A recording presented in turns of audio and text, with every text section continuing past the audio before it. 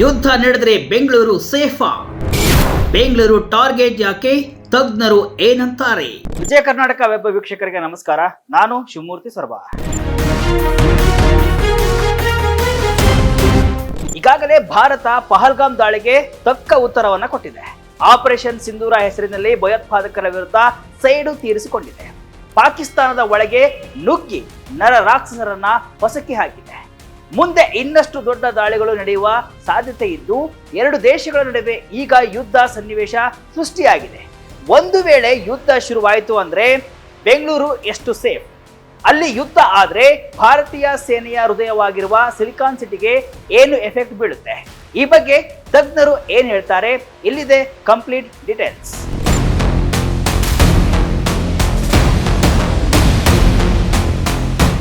ನಮ್ಮ ಬೆಂಗಳೂರು ಏನು ಕಾಶ್ಮೀರದ LOCಯ ಕಾಲ್ಬುಡದಲ್ಲಿ ಇಲ್ಲ, ಪಾಕಿಸ್ತಾನಕ್ಕೆ ಹತ್ತಿರವಾಗಿಯೋ ಅಥವಾ ಅರಬ್ಬಿ ಸಮುದ್ರಕ್ಕೆ ಅಂಟಿಕೊಂಡೇನೋ ಇಲ್ಲ. ಆದರೂ ಲಾಹೋರ್ನಿಂದ 2068 ಕಿಲೋಮೀಟರ್ ದೂರದಲ್ಲಿರುವ ಬೆಂಗಳೂರಿನ ಮೇಲೆ ಶತ್ರು ರಾಷ್ಟ್ರ ಒಂದು ದೃಷ್ಟಿ ನೆಟ್ಟಿದೆಯಾ ಎಂಬ ಪ್ರಶ್ನೆ ಇವತ್ತಿನದೇನಲ್ಲ. HAL ನ ನಿವೃತ್ತ ಅಧಿಕಾರಿಯೊಬ್ಬರು ಹೇಳುವ ಪ್ರಕಾರ 54 ವರ್ಷಗಳ ಹಿಂದೆ ಬೆಂಗಳೂರು ಅನುಭವಿಸಿದ ಬ್ಲ್ಯಾಕ್ ಔಟ್ ದಿನಗಳನ್ನ ನೆನಪಿಸಿಕೊಂಡಿದ್ದಾರೆ. ಅವರು ಹೇಳುವ ಪ್ರಕಾರ 1971ನೇ ಇಸವಿ ನಾವು ಮಲ್ಲೇಶ್ವರಂದಲ್ಲಿ ಇದ್ವಿ. ನನಗಾಗ ವಯಸ್ಸು 7. ಬಾಂಗ್ಲಾದಲ್ಲಿ ಭಾರತವು ಪಾಕಿಸ್ತಾನದ ಸೇನೆಯೊಂದಿಗೆ ಕಾದಾಡುತ್ತಿದ್ದಾಗ ಶತ್ರು ರಾಷ್ಟ್ರದ ಯುದ್ಧ ವಿಮಾನ ಬಂದು ಬೆಂಗಳೂರಿನ ಮೇಲೆ ಬಾಂಬ್ ಬೀಳಿಸಬಹುದು ಎಂಬ ಗುಮಾನಿ ಹಬ್ಬಿತ್ತು.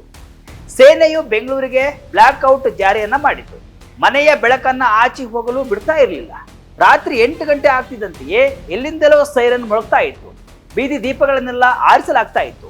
ಜನರು ತಮ್ಮ ತಮ್ಮ ಮನೆಯ ಸೀಮೆ ಎಣ್ಣೆ ದೀಪಗಳನ್ನ ಆರಿಸ್ತಾ ಇದ್ರು. ಮರುದಿನ ರೇಡಿಯೋದಲ್ಲಿ ಬೆಂಗಳೂರಿನಲ್ಲೆಲ್ಲೋ ಬಾಂಬ್ ಬಿದ್ದಿಲ್ಲ ಎಂಬ ಸುದ್ದಿ ಕೇಳಿದ ಮೇಲೆಯೇ ಎಲ್ಲರಿಗೂ ಸಮಾಧಾನ. ಯುದ್ಧದ ಆ 13 ದಿನಗಳು ಹೀಗೆಯೇ ಇದ್ವು ಅಂತ ತಮ್ಮ ನೆನಪನ್ನ ಹೇಳಿಕೊಂಡಿದ್ದಾರೆ. ಎಲ್ಲೋ ಇರೋ ಬೆಂಗಳೂರಿಗೆ ಎಫೆಕ್ಟ್ ಆಗುತ್ತಾ? ಅಚ್ಚರಿ ನೋಡಿ, ಯುದ್ಧ ನಡೆಯುವುದೋ ಎಲ್ಲೋ, ಅದರ ಕಾರ್ಮೋಡ ಕವಿಯುವುದೋ ಇನ್ನೆಲ್ಲೋ. ದೇಶದ ರಕ್ಷಣಾ ವ್ಯವಸ್ಥೆಗೆ ಬೆನ್ನೆಲುಬಾದ ಬೆಂಗಳೂರು ನಮ್ಮ ಭಾರತೀಯ ಸೇನೆಗೆ ರೈಟ್ ಹ್ಯಾಂಡ್ ಇದ್ದಂತೆ. ಇಲ್ಲಿ ಉತ್ಪಾದನೆಗೊಂಡ HF-24 ಮಾರುತಿಯಿಂದ ಶುರುವಾಗಿ ಅದೆಷ್ಟೋ ಯುದ್ಧ ವಿಮಾನಗಳು, ಹೆಲಿಕಾಪ್ಟರ್ಗಳು ಪಾಕ್ ಗಡಿಯಲ್ಲಿ ಗರ್ಜಿಸುತ್ತಲೇ ಇವೆ. DRDOದ ಒಂದೊಂದು ಆವಿಷ್ಕಾರವು ಸೇನೆಗೆ ಅಪರಿಮಿತ ತಾಂತ್ರಿಕ ಸ್ಥೈರ್ಯ ತುಂಬುತ್ತಿವೆ. ಇಲ್ಲಿನ ಇಸ್ರೋ ಹಾರಿಬಿಟ್ಟ ಉಪಗ್ರಹಗಳು ಶತ್ರು ರಾಷ್ಟ್ರಗಳ ಗಡಿಯ ಕಾರ್ಯಚಟುವಟಿಕೆಗಳನ್ನ ಆಕಾಶ ಯೋಧರಂತೆ ನಿಗಾ ಇಡುತ್ತಿವೆ. ಇವೆಲ್ಲ ಕಾರಣಕ್ಕಾಗಿಯೇ ಭಾರತೀಯ ಸೇನೆಗೆ ಬೆಂಗಳೂರು ಹೃದಯ ಇದ್ದಂತೆ. ಒಂದು ಭೂಭಾಗದಿಂದ ಇನ್ನೊಂದು ಭೂಭಾಗವನ್ನ ಟಾರ್ಗೆಟ್ ಮಾಡುವುದು ತೀರಾ ಸುಲಭವಾಗಿರುವ ಈ ದಿನಗಳಲ್ಲಿ ಬೆಂಗಳೂರು ಎಷ್ಟು ಸುರಕ್ಷಿತ ಎನ್ನುವುದು ಈಗಿನ ಚರ್ಚೆಯ ವಿಷಯ. ವಿಶ್ವ ಯುದ್ಧದಿಂದ ಕಾಶ್ಮೀರದ ಗಡಿಯ ತನಕ HAL ತಿರುಗಿ ನೋಡಿದ್ದೇ ಇಲ್ಲ. ಬೆಂಗಳೂರಿನ HAL ದೇಶದ ಅತಿ ದೊಡ್ಡ ವಿಮಾನ ನಿರ್ಮಾಣ ಕಾರ್ಖಾನೆ. ಆರಂಭದಲ್ಲಿ 2ನೇ ಮಹಾಯುದ್ಧಕ್ಕೆ ಇಲ್ಲಿಂದಲೂ ಯುದ್ಧ ವಿಮಾನಗಳ ಪೂರೈಕೆಯಾಗಿತ್ತು. ಕಳೆದ 85 ವರ್ಷಗಳಲ್ಲಿ HAL ಹಂತ ಹಂತವಾಗಿ ವಿಮಾನಗಳ ನಿರ್ಮಾಣ, ಜೋಡಣೆ ಹಾಗೂ ಅದರ ತಾಂತ್ರಿಕ ನಿರ್ವಹಣೆಗಳಲ್ಲಿ ತೊಡಗಿಸಿಕೊಂಡಿದೆ. ಸಾಕಷ್ಟು ಸಂದರ್ಭಗಳಲ್ಲಿ ಅಮೆರಿಕ, ರಷ್ಯಾ, ಫ್ರಾನ್ಸ್ನ ತಂತ್ರಜ್ಞರ ನೆರವನ್ನು ಕೂಡ ಪಡೆದುಕೊಂಡಿದೆ. 1965ರ ಯುದ್ಧದಲ್ಲಿ HAL ನಿರ್ಮಿತ ಮಾರುತ್ ಇದೇ ಪಾಕಿಸ್ತಾನದ ಎದೆ ನಡುಗಿಸಿತ್ತು. 1971ರ ಯುದ್ಧದಲ್ಲಿ ಗ್ನಾಟ್ ಮಿನಿ ಏರ್ಕ್ರಾಫ್ಟ್ಗಳ ಚಾಣಾಕ್ಷತೆ ನಮ್ಮ ವಾಯುಪಡೆಗೆ ಸಾಕಷ್ಟು ಕಸುವನ್ನ ತುಂಬಿದವು. 1999ರ ಕಾರ್ಗಿಲ್ ಯುದ್ಧದ ಸಮಯದಲ್ಲಿ ಆ ದುರ್ಗಮ ಬೆಟ್ಟಗಳಲ್ಲಿ ನಮ್ಮ ವಾಯುಪಡೆ 10 ಸವಾಲುಗಳನ್ನೇ ಎದುರಿಸಿ ಸುಮಾರು 14,000 ಅಡಿ ಎತ್ತರದಲ್ಲಿ ಬೀಡು ಬಿಟ್ಟಿದ್ದ ಪಾಕ್ ಸೈನಿಕರ ಮೇಲೆ ಆಕ್ರಮಣ ಮಾಡಲು ಆ ಗಿರಿಗಳಿಗಿಂತ ಎತ್ತರ ಹಾರುವ ಹೆಲಿಕಾಪ್ಟರ್ಗಳ ಅಗತ್ಯ ಬಹಳ ಕಾಡಿತು. ನಂತರದ ದಿನಗಳಲ್ಲಿ ಈ ಕೊರತೆಯನ್ನ ನೀಗಿಸಿದ್ದೇ HALನ ಧ್ರುವ ಎಂಬ ಸ್ವದೇಶಿ ನಿರ್ಮಿತ ಲಘು ಹೆಲಿಕಾಪ್ಟರ್. HAL ತಯಾರಿಸಿದ ರುದ್ರ ಪ್ರಚಂಡ ಹೆಲಿಕಾಪ್ಟರ್ಗಳು LOCಯ ಭಾಗದಲ್ಲಿ ಬಹುದೊಡ್ಡ ಧೈರ್ಯವನ್ನೇ ಕೊಟ್ಟಿವೆ. ಅದರಲ್ಲೂ ರಕ್ಷಣಾ ಸಂಶೋಧನೆ ಮತ್ತು ಅಭಿವೃದ್ಧಿ ಸಂಸ್ಥೆ DRDO ಅಂಗವಾದ ವೈಮಾನಿಕ ಅಭಿವೃದ್ಧಿ ಸಂಸ್ಥೆ ADA ವಿನ್ಯಾಸಗೊಳಿಸಿದ HALನ ಹೆಮ್ಮೆಯ ಲಘು ಯುದ್ಧ ವಿಮಾನ ತೇಜಸ್ ಎಂದು ಮುಂಚೂಣಿಯ ಆಟಗಾರ. ತೇಜಸ್ MK-1, MK-1A ತಮ್ಮ ಪ್ರಚಂಡ ಪ್ರದರ್ಶನಕ್ಕಾಗಿ ಕಾಯುತ್ತಿವೆ. ಪಾಕ್ ಸೇನೆಗೆ ಇವು ಬಹುದೊಡ್ಡ ನಡುಕ. ಮಿಲಿಟರಿ ಸಂಶೋಧನೆಗಳಿಗೆ ಬಲ ಕೊಟ್ಟಿದ್ದೇ ಬೆಂಗಳೂರು. ಭಾರತದಲ್ಲಿ ರಕ್ಷಣಾ ಪಡೆಗಳಿಗೆ ಮೀಸಲಾಗಿರುವ ಸಂಶೋಧನಾ ಸಂಸ್ಥೆ DRDO ಇದರ 11 ಪ್ರಯೋಗಾಲಯಗಳಲ್ಲಿ ಒಟ್ಟು 6 ಬೆಂಗಳೂರಿನಲ್ಲೇ ಕಾರ್ಯನಿರ್ವಹಿಸುತ್ತಿವೆ. ಸೇನೆಗೆ ಬುಲೆಟ್ ಪ್ರೂಫ್ ಜಾಕೆಟ್ನಿಂದ ಹಿಡಿದು ಬಾಂಬ್ ನಿಷ್ಕ್ರಿಯಗೊಳಿಸುವ ರೋಬೋಟ್ ವರೆಗೂ ಸಂಶೋಧನೆಗಳು ಸಾಗುವಂತಹ ಕೇಂದ್ರ. ಇನ್ನು ದೇಶದ ಉದ್ದಗಲಕ್ಕೂ ಹರಡಿಕೊಂಡಿರುವ ರೆಡಾರ್ಗಳ ತವರು ಮನೆ ಬೆಂಗಳೂರು. ಎಲೆಕ್ಟ್ರಾನಿಕ್ಸ್ ಮತ್ತು ರೆಡಾರ್ ಅಭಿವೃದ್ಧಿ ಸಂಸ್ಥೆ LRDE ಸೈನ್ಯಕ್ಕೆ ಅಲ್ಲದೆ ನಾಗರಿಕ ವೈಮಾನಿಕ ಸೇವೆಗೆ ಅವಶ್ಯಕತೆ ಇರುವ ಹಲವು ವಿಧದ ಆಧುನಿಕ ರೆಡಾರ್ಗಳನ್ನ ತಯಾರಿಸುತ್ತಿದೆ. LRDಯಲ್ಲಿ ನಿರ್ಮಾಣಗೊಂಡ ಕೆಲವು ರೆಡಾರ್ಗಳು ಅಂತರಿಕ್ಷದಲ್ಲಿ ಭ್ರಮಣಿಸಿವೆ ಅಂದ್ರೆ ಆಶ್ಚರ್ಯವಾಗಬಹುದು. ಇನ್ನು ರೆಡಾರ್ಗಳು ಮತ್ತು ವೈಮಾನಿಕ ಸಂಬಂಧಿತ ಸಲಕರಣೆಗಳನ್ನ ತಯಾರಿಸುವ ಕಾರ್ಖಾನೆ ಭಾರತ್ ಎಲೆಕ್ಟ್ರಾನಿಕ್ಸ್ ಲಿಮಿಟೆಡ್ ಬೆಲ್. ಇಲ್ಲಿ ತಯಾರಾದ ಸಾಧನ ಸಾಮಗ್ರಿಗಳು ರಷ್ಯಾ, ಇಟಲಿ, ಜರ್ಮನಿ, ಅಮೆರಿಕ ಮತ್ತು ಬ್ರಿಟನ್ಗೂ ಕೂಡ ರಫ್ತು ಮಾಡಲಾಗ್ತಾ ಇದೆ. ಬೆಂಗಳೂರಿನ ಯಲಹಂಕದ ವಾಯುನೆಲೆಯಲ್ಲಿ ಪ್ರತಿ 2 ವರ್ಷಕ್ಕೊಮ್ಮೆ ನಡೆಯುವ ಏರೋ ಇಂಡಿಯಾ ಪ್ರದರ್ಶನ ಹರಿ ಆಗಸದಲ್ಲಿನ ಸೊಬಗಷ್ಟೇ ಅಲ್ಲ, ಮಿಲಿಟರಿ ಒಪ್ಪಂದಗಳಿಗೂ ಕೂಡ ಜಗಜ್ಜಾಹೀರು. ಬೆಂಗಳೂರಿನ ರಕ್ಷಣಾ ಉತ್ಪನ್ನಗಳನ್ನ ಜಗತ್ತಿನ ತುದಿಗೆ ಮುಟ್ಟಿಸುವಲ್ಲಿ ಏರ್ ಶೋ ಪಾತ್ರ ಮಹತ್ವದ್ದು. ಭಾರತೀಯ ಸೇನೆ ಕೈಕಟ್ಟಿ ಕೂರುವುದಿಲ್ಲ. ಖಂಡಾಂತರ ಕ್ಷಿಪಣಿಗಳನ್ನ ಎಲ್ಲಿಂದಾದರೂ ಲಾಂಚ್ ಮಾಡಬಹುದು. ಭಾರತದ ಹೆಚ್ಚಿನ ಭಾಗಗಳನ್ನ ತಲುಪಬಲ್ಲಂತಹ ಪಾಕಿಸ್ತಾನದ ಕ್ಷಿಪಣಿ ಶಾಹೀನ್ 3 ಇದು 2750 ಕಿಲೋಮೀಟರ್ ಶ್ರೇಣಿಯ ಖಂಡಾಂತರ ಕ್ಷಿಪಣಿ. ಇದರ ಜೊತೆಗೆ ಘೋರಿ 1500 ಕಿಲೋಮೀಟರ್ ಶ್ರೇಣಿಯ ಬ್ಯಾಲಿಸ್ಟಿಕ್ ಕ್ಷಿಪಣಿಯು ಪಾಕಿಸ್ತಾನದ ಬತ್ತಳಿಕೆಯಲ್ಲಿದೆ. ಈ ಶಾಹೀನ್ ಗೋರಿಗಳನ್ನ ಪಾಕಿಸ್ತಾನಕ್ಕೆ ನಿರ್ಮಿಸಿಕೊಟ್ಟಿದ್ದೇ ಚೀನಾದವರು.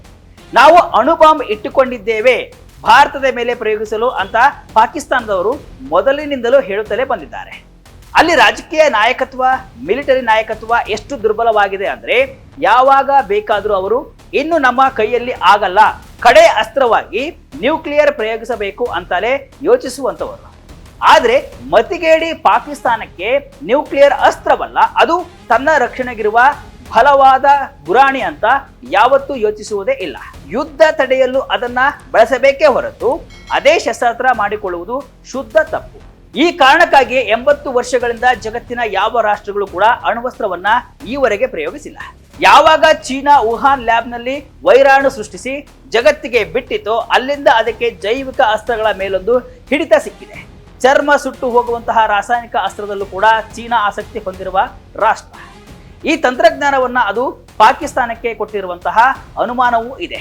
ಇವುಗಳ ಪ್ರಯೋಗವೇನಾದರೂ ನಡೆದರೆ ಅಂತಹ ಅಪಾಯ ಚೆನ್ನೈಗೋ, ಬೆಂಗಳೂರಿಗೋ, ಅಂಡಮಾನಿಗೋ ಎಲ್ಲಿ ಬೇಕಾದರೂ ಆಗಲೂಬಹುದು.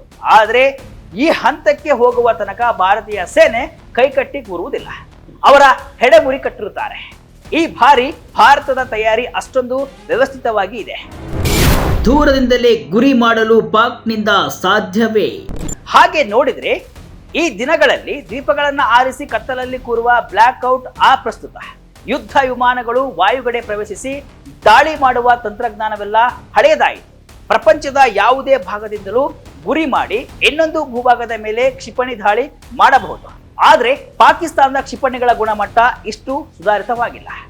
ಇಂದು ಕ್ಷಿಪಣಿ ತಂತ್ರಜ್ಞಾನದಲ್ಲಿ ತೀರಾ ಮುಂದುವರೆದಿರುವುದು ಇಸ್ರೇಲ್ ಸೇನೆ.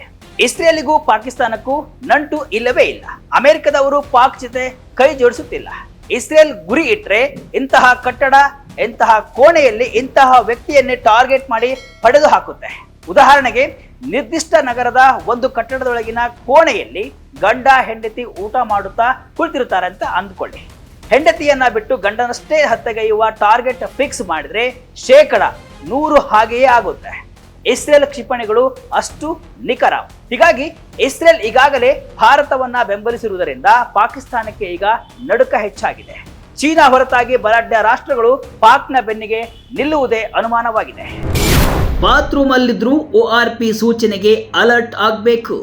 ಹೌದು, ORP ಈಗಾಗಲೇ ORPಯ ಡ್ರಿಲ್ಲಿಂಗ್ ಅನ್ನ ಭಾರತೀಯ ಸೇನೆ ವಿವಿಧೆಡೆ ಆರಂಭಿಸಿದೆ. ಯಾವುದಾದರೂ ನಗರ ಅಥವಾ ಹಳ್ಳಿ ಮೇಲೆ ಆಪತ್ತು ಎದುರಾಗ್ತಿದೆ ಅಂತ ಸೂಚನೆ ಸಿಕ್ಕಾಗ ಸೇನೆ ORP ಸಂದೇಶ ರವಾನಿಸುತ್ತೆ. ಒಮ್ಮೆ ORP ಸೂಚನೆ ಹೊರಬಿಟ್ರೆ ಪೈಲಟ್ ಅಥವಾ ರಕ್ಷಣಾ ಸಿಬ್ಬಂದಿ ಊಟ ಮಾಡುತ್ತಿರಲಿ, ಬಾತ್ರೂಮ್ ಅಲ್ಲೇ ಇರಲಿ, ಬೆಡ್ರೂಮ್ ಅಲ್ಲೇ ಇರಲಿ, 2-3 ನಿಮಿಷದಲ್ಲೇ ಅವನು ಏರ್ಕ್ರಾಫ್ಟ್ ಏರಲೇಬೇಕು. ಉದಾಹರಣೆಗೆ ದಶಕದ ಹಿಂದೆ ಪಶ್ಚಿಮ ಬಂಗಾಳದ ಪುರುಲಿಯಾದ ನಿರ್ಜನ ಪ್ರದೇಶದ ಮೇಲೆ ಯಾವುದೋ ದೇಶದ ಏರ್ಕ್ರಾಫ್ಟ್ ಬಂದು ಶಸ್ತ್ರಾಸ್ತ್ರಗಳನ್ನ ಬೀಳಿಸಿತು. ತಕ್ಷಣ ರೆಡಾರ್ಗಳಿಂದ ಈ ಮಾಹಿತಿ ತಲುಪಿದಾಗ ಹತ್ತಿರದ ಕಲೈಕೈಕುಂಡ ಏರ್ ಬೇಸ್ನಲ್ಲಿದ್ದ ಯುದ್ಧ ವಿಮಾನಗಳು ಶತ್ರು ರಾಷ್ಟ್ರದ ಏರ್ಕ್ರಾಫ್ಟ್ ಅನ್ನ ಹಿಂಬಾಲಿಸಿ ಸುತ್ತುವರೆದು ಶರಣಾಗತಿಯಾಗುವಂತೆ ಮಾಡಿದವು. ಎಂದಿಗೂ ಆ ಏರ್ಕ್ರಾಫ್ಟ್ ಕರೈಕುಂಡದಲ್ಲಿಯೇ ಇದೆ. ಭಾರತದ ರೇಡಿಯೋ ಕಮ್ಯುನಿಕೇಶನ್ ಅತ್ಯಂತ ಸುಧಾರಿತವಿರುವುದರಿಂದ ಹೊರಗಿನ ದಾಳಿ ಅಷ್ಟು ಸುಲಭದ ವಿಚಾರವಲ್ಲ. ಒಟ್ಟಿನಲ್ಲಿ ಪಾಕಿಸ್ತಾನ ಹಾಗೂ ಭಾರತ ಮಧ್ಯೆ ಯುದ್ಧದ ವಾತಾವರಣ ಸೃಷ್ಟಿಯಾಗಿದೆ. ಎರಡು ದೇಶಗಳು ತಂತ್ರಜ್ಞಾನದಲ್ಲಿ ಮುಂದುವರೆದಿವೆ. ಒಂದು ವೇಳೆ ಯುದ್ಧ ಆದರೆ ಬೆಂಗಳೂರಿಗೆ ಬಿಸಿ ತಟ್ಟಬಹುದು, ತಟ್ಟದೇನೆ ಇರಬಹುದು. ಆದರೆ ಎಚ್ಚರಿಕೆಯಿಂದ ಇರುವುದು ಮಾತ್ರ ಅವಶ್ಯಕವಾಗಿದೆ. ಇದಿಷ್ಟು ಇವತ್ತಿನ ವಿಶೇಷ. ಇದೇ ರೀತಿಯ ಹಲವು ವಿಶ್ಲೇಷಣೆ ಮಾಹಿತಿ ಅಷ್ಟೇ ಅಲ್ಲ, ಮನರಂಜನೆಯ ವಿಡಿಯೋಗಳಿಗಾಗಿ ವಿಜಯ ಕರ್ನಾಟಕ ವೆಬ್ಸೈಟ್, ಫೇಸ್ಬುಕ್ ಹಾಗೂ ಯೂಟ್ಯೂಬ್ ಪೇಜ್ ಅನ್ನು ಫಾಲೋ ಮಾಡಿ. ಧನ್ಯವಾದಗಳು.